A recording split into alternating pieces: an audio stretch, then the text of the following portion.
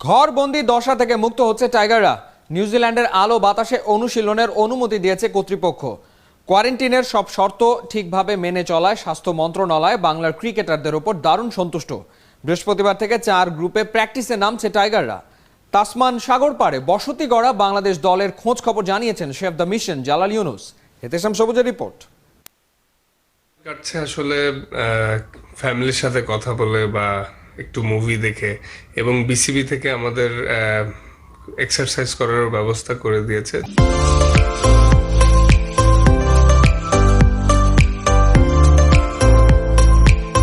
নিয়মের এই কঠিন বেড়াজালেই নিজেদের জড়িয়ে নিয়েছেন বাংলার ক্রিকেটাররা।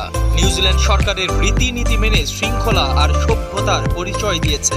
বাংলার ক্রিকেটাররা বাংলারই মান বাড়িয়েছে। কোয়ারেন্টিন প্রোটোকল সঠিকভাবে মেনে প্রশংসা কুড়িয়েছে কিউই ক্রিকেট বোর্ড থেকে দেশটার স্বাস্থ্য মন্ত্রণালয়ের। সবাই এই প্রোটোকল মেনে চলছে, এবং আজকে সকালে একটা নিউজিল্যান্ড ক্রিকেটের সাথে এবং গভর্নমেন্টের সাথে একটা মিটিং ছিল সাব্বিরদের। তো তারা they are quite happy. So far আমরা কোনো ব্রিচ হয় নাই আমাদের প্রোটোকলের। নিয়ম নীতিতে বেশ কঠোর নিউজিল্যান্ডে এই প্রোটোকল মানা যে সহজ কিছু না, এই খবরগুলো তারই প্রমাণ। ওখানে গিয়ে নিয়ম মানতে পারেনি পাকিস্তান কিংবা ওয়েস্ট ইন্ডিজ। সেখানে শেফ দ্য মিশন জালাল ইউনুসের নেতৃত্বে 35 জনের বিশাল বহর নিয়েও নিয়মে এতটুকু ব্যত্যয় ঘটায়নি। এটা তো এখন আসলে মেনে নিতে হবে। এটা তো যেখানেই যাবো ওখানেই এই নিয়ম কানুন থাকবে। এক্স্যাক্টলি, ঠিক আছে, অত খারাপ না। সঠিক পথে হাঁটা টাইগাররা বৃহস্পতিবার থেকে অনুশীলনে ফিরছে। 4 গ্রুপে ভাগ হয়ে প্র্যাকটিস জিম করতে পারবেন তামিম মুশিরা। সঙ্গে সময় করে হাঁটা চলা তো আছেই। 14 ডেজের মধ্যে প্রথম 7 দিন এবং আরো 2 দিন বা 4 তারিখে ইনফ্যাক্ট আমরা প্র্যাকটিস সেশনে যেতে পারবো। গ্রুপ করে দিয়েছে। তো আগে ছিল তো 2 তারিখে আমরা হয়তো বেরোতে পারতাম, এখন 4 তারিখে আমরা প্র্যাকটিসে যাব।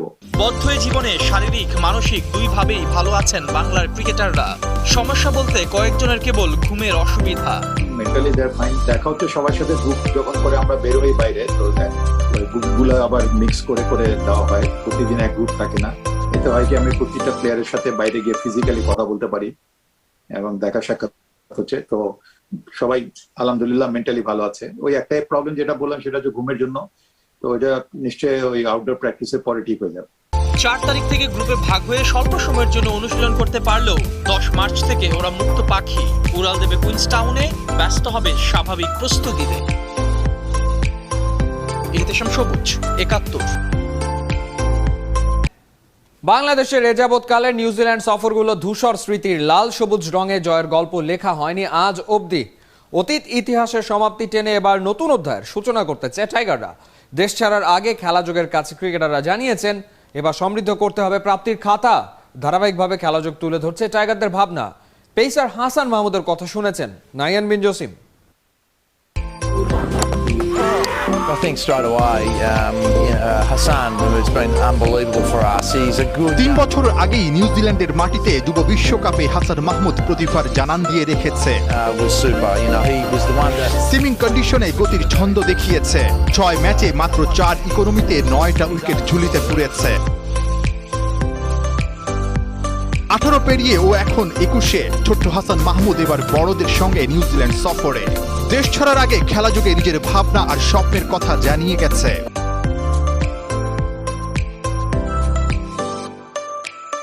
কন্ডিশনে বোলিংয়ের কোন জায়গাগুলো মনে হচ্ছে যে তুমি খুব ভালো করতে চেষ্টা করবে, কিংবা ঠিক ওই জায়গাটায় ইফেক্টিভ হবে মনে করছো? পেস বলের সুইংটা খুবই ভালো পাওয়া যাবে ওইখানে, যেহেতু ফ্রেশ কন্ডিশন। সো ওইখানে অবশ্যই পাওয়ার প্লেতে নতুন বলে সুইং আর লাইন লেন্থটাই মেনটেন করবো। আর মিডল ওভারে এসে অবশ্যই ডট নেওয়ার চেষ্টা করবো। আর স্পেশালি ডেথ ওভারে তখন আপনার সিচুয়েশন অনুযায়ী আপনার ভেরিয়েশন করবো। স্লোয়ার, বাউন্সার, ইয়র্কার ওগুলোও তো অবশ্যই আছে। দলে 7 জন পেসার, এই জায়গাটায় নিশ্চয়ই একটু চ্যালেঞ্জ থাকবে। অবশ্যই চ্যালেঞ্জিং, যেহেতু আমার সিনিয়ররা খুবই ভালো শেপে আছে অবশ্যই। সো আমারও চেষ্টা থাকবে যে আমাকে যতটুকু করতে বলে অবশ্যই আমি ততটুকু সাপোর্ট দিব টিমের জন্য।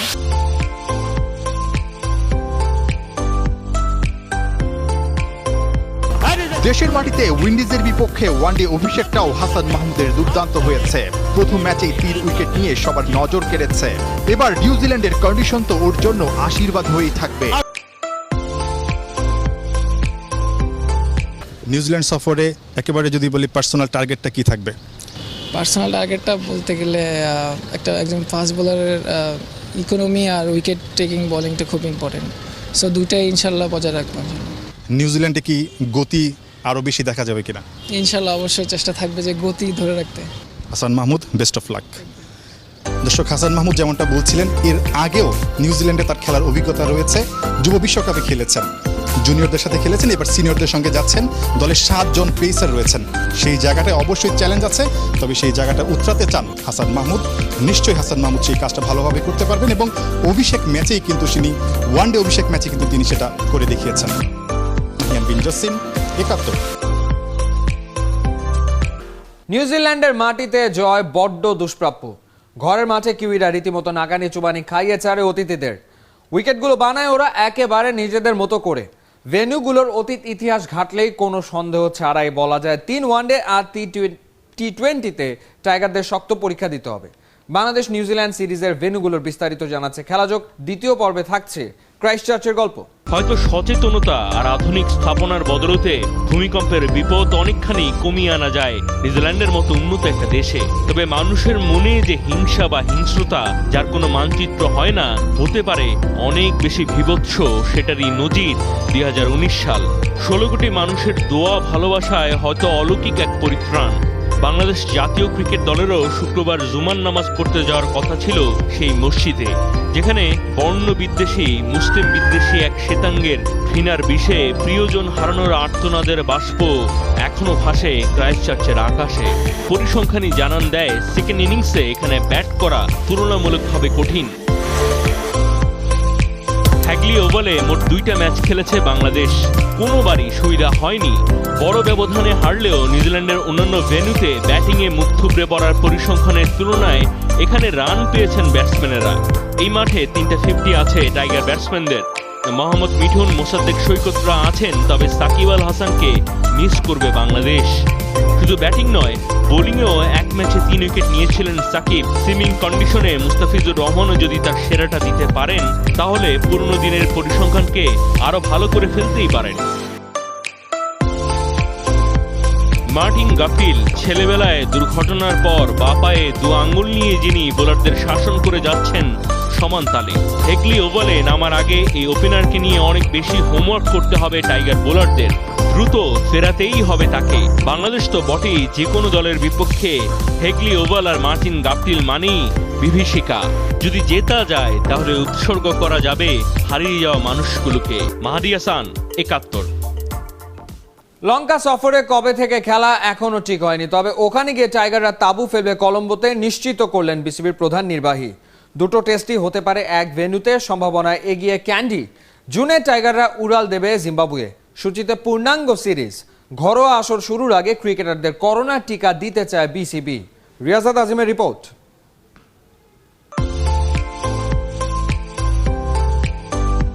ক্রাইস্টচার্চের দিনলিপি। ঘরবন্দি ক্রিকেটারদের সারাদিনের অপেক্ষা, কখন আসবে একটাবার আকাশ দেখার সুযোগ আসে প্রতিদিন, তবে তার শুরু হতেই শেষ হয়ে যায়। নিউজিল্যান্ডে আপাতত এভাবেই কাটছে ক্রিকেটারদের সকাল, দুপুর আর সন্ধ্যা। আর কদিনের অপেক্ষা পুরোদমে শুরু হবে তামিম মুশফিকদের অনুশীলন, ব্যস্ততা সবে, আর তা চলবে পুরো বছর জুড়েই। শ্রীলঙ্কার বিপক্ষে হোম আর অ্যাওয়ে ট্যুরের পরের সূচিও মোটামুটি তৈরি। আপনারা জানেন যে আমাদের এফটিপিতে এশিয়া কাপের জন্য একটা স্লট রাখা আছে। ইমিডিয়েট আফটার এশিয়া কাপ আমাদের জিম্বাবুয়ের সাথে একটা এফটিপি কমিটমেন্ট রয়েছে, 2 টেস্ট, 3 ওডিআই অ্যান্ড 3 টি20। এভাবেই আমাদের এখন পর্যন্ত এভাবেই আছে এবং আমাদের সাথে যে এফটিপি কমিটমেন্টগুলো যেগুলো যে অবস্থানে আছে সেভাবেই আমাদের অন্যান্য বোর্ডের সাথে যোগাযোগ হচ্ছে। এই মুহূর্তে এশিয়া কাপের যে স্লটটা যেভাবেই আছে এখন পর্যন্ত সেখানে কোনো পরিবর্তন আসেনি। স্লটটা কোন সময়টা?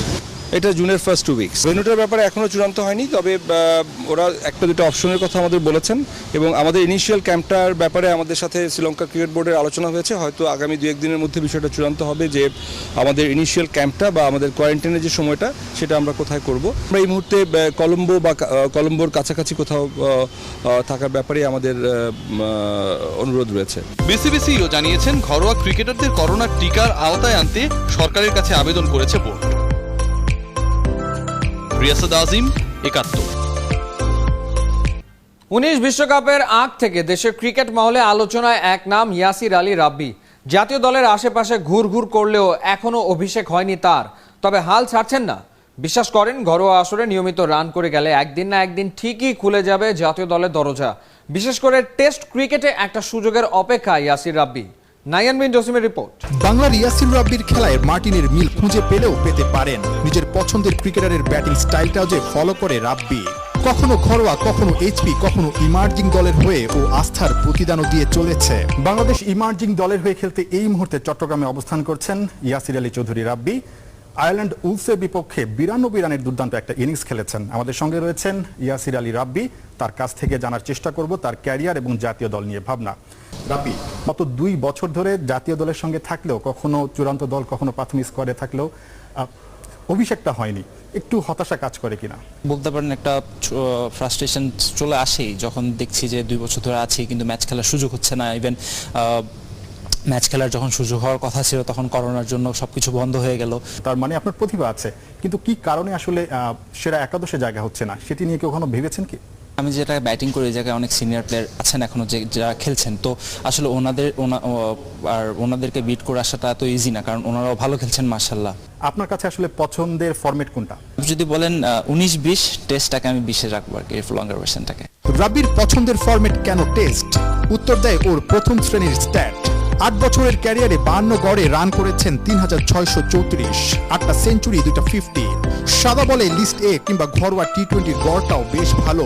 প্রশ্ন হচ্ছে, পরীক্ষিত ক্রিকেটার হয়েও জাতীয় দলের সঙ্গে থেকেও কেন রাব্বি অবহেলিত? শেষ পর্যন্ত রাব্বির আন্তর্জাতিক ডেবু কবে হবে বলা কঠিন। প্রশ্ন ছিল, সুযোগ মিললে 24 বছর বয়সী চট্টগ্রামের এই ক্রিকেটার নিজেকে কোথায় দেখতে চান? আমার গোল আসলে শুধু বাংলাদেশে না, বিশ্বের ক্রিকেটে 1 to 5 টপ ব্যাটসম্যানদের মধ্যে একজন হওয়া। মানে যদি এক কথায় বলতে চাই, আমি একজন বিশ্বসেরা ক্রিকেটার হতে চাই। করোনার কারণে তার সঙ্গে দূরত্ব রেখে আমাদের সাক্ষাৎকার নিতে হয়েছে। জাতীয় দলের সঙ্গে ইয়াসির রাব্বির যে দূরত্বটা রয়েছে, নিশ্চয়ই শিগগিরই সেই দূরত্বটা ঘুচে যাবে এবং সেই দূরত্ব ঘুচানোর কাজটা কিন্তু ইয়াসির রাব্বি করবেন। সেই আত্মবিশ্বাস তার রয়েছে, সবার রয়েছে। নাহিয়ান বিন জসিম, 71, চট্টগ্রাম। জার্মান টেকনিকের সাথে বাংলাদেশের স্কিল মেশাতে চান মশিউর রহমান বিপ্লব। একসময়ের জাতীয় দলের দাপুটে ডিফেন্ডার এখন কোচিং পেশায় যুক্ত। কাজ করছেন বিকেএসপিতে। বাংলাদেশের হকি নিয়ে রাত দিন ভাবেন বিপ্লব। আনতে চান বৈপ্লবিক পরিবর্তন। লক্ষ্য এখন তার একটাই, কোনো এক সময় জাতীয় দলের দায়িত্ব নেয়া, বাংলাদেশকে একটি শক্তিশালী দল হিসেবে প্রতিষ্ঠা করা। উপলনদী রিপোর্ট। জার্মানিতে পেশাদার হকি খেলেছেন হাতে গোনা কিছু খেলোয়াড়। সবার সাথে মশিউর রহমান বিপ্লবের পার্থক্যটা অন্যখানে। নিজে খেলেছেন, জার্মানদের খেলিয়েছেন, অর্থাৎ কোচিং করিয়েছেন। 2009 থেকে 2014 6 বার জার্মান লিগে মাঠে নামা বিপ্লব হকি খেলেছেন অস্ট্রিয়া, ইতালি সহ আরো অনেক দেশে। স্টুটগার্টের লুডুইসবার্গ ক্লাবে কোচিং করিয়েছেন। হকি গুরু ছিলেন অস্ট্রিয়ার মুডলিন দলের সিনিয়র টিমের। বিদেশিদের সাথে খেলা এবং ওদের কাছ থেকে অনেক কিছু শেখা এবং শেখার পরে আবার ওই জিনিসগুলি আমাদের বাংলাদেশে ইউটিলাইজ করা। এবং আমি যখন ওখানে খেলতে গেছি, তখন খেলার সময় দেখা গেল ওরা আমাকে জুনিয়র টিমের কাজ করতে পর্যন্ত দিচ্ছে, ক্লাবের জুনিয়র, আন্ডার 16, আন্ডার 14 জার্মানিতে। জার্মানিতে কোচিং করাতে গিয়ে বিপ্লব বুঝেছিলেন তিনি পারবেন খেলোয়াড় বানাতে। কোচ হবার স্বপ্নের পালে হাওয়া লেগেছিল 2014 সালে বিকেএসপির কোচিং প্যানেলে যুক্ত হয়ে। ওদের ওইখানে কোচিং করতে গিয়ে আমি নিজেকে অনেকটা ডেভেলপ করতে পারছি এবং ওদের কাছ থেকে, ওরাও আমাদের কাছ থেকে আমাকে যে স্কিলের ব্যাপারটা, প্ল্যানিংয়ের ব্যাপারটা, সেগুলো আমরা আমার কাছ থেকে শেয়ার করতে পারছি। এখনও আমাদের দেশে হকি অনিয়মিত বলা যায়, কিন্তু ওদের দেশে যদি বলা থাকে যে 2022-এ কবে লিগ হবে, ওই ডেটটাই ওদের ফিক্স থাকে। বিপ্লবের সবকিছুই এখন বিকেএসপিকে কেন্দ্র করে। কোচিং এর লেভেল 1 আর 2 শেষ করেছেন, এখন অনলাইন কোর্স করছেন স্পোর্টস অথরিটি ইন্ডিয়াতে। অনলাইনে একটা সুযোগ আসলো, সেই অনলাইন থেকেই শুরু করা যে আমি স্পোর্টস অথরিটি ওদের অধীনে আমি হকি ডিপ্লোমা করব। এবং আমাদের মহাপরিচালক তিনিও খুব এডুকেশনের ব্যাপারে খুবই পজিটিভ একজন মানুষ, যার জন্য আমাদের হকির থেকে আমরা 2 জন আমাদের সুযোগ করে দিছে। ক্যাপ্টেন ছিলেন, জাতীয় দলের ডিফেন্ডার ছিলেন বলেই গোটা দলকে লিড দেবার ক্ষমতাটা বেড়েছিল। এখন চাওয়া জাতীয় দলের কোচ হওয়া। আমার নেক্সট টার্গেট হলো আমি বাংলাদেশ টিমের কোচ হব এবং সেই সঙ্গে সিনিয়র টিমে। এর আগে যেমন আমি অস্ট্রিয়াতে কাজ করেছি, জার্মানিতে কাজ করেছি, এরকম যদি আমার কোনো অপরচুনিটি আছে সেখানে আমি কাজ করব ডিউ টু শেখার জন্য। কারণ ইউরোপিয়ান কালচার, বাংলাদেশের কালচার, কোচিং কালচার যদি আমি একটা মিক্সড করে নতুন কিছু একটা তৈরি করতে পারি, তাহলে হয়তো আমার কোচিং ক্যারিয়ারের জন্য অনেকটা ফলপ্রসূ হবে এবং বাংলাদেশের জন্য একটা ফলপ্রসূ হবে। নানা জটিলতায় দিনে দিনে পিছিয়ে যাচ্ছে দেশের হকি। সময় এসেছে সবকিছু পাল্টে ঘুরে দাঁড়াবার। নতুন সেই যাত্রা শুরু হতে পারে বিপ্লবদের মতো কোচদের হাত ধরেই। উপল নন্দী, ৭১, বিকেএসপি।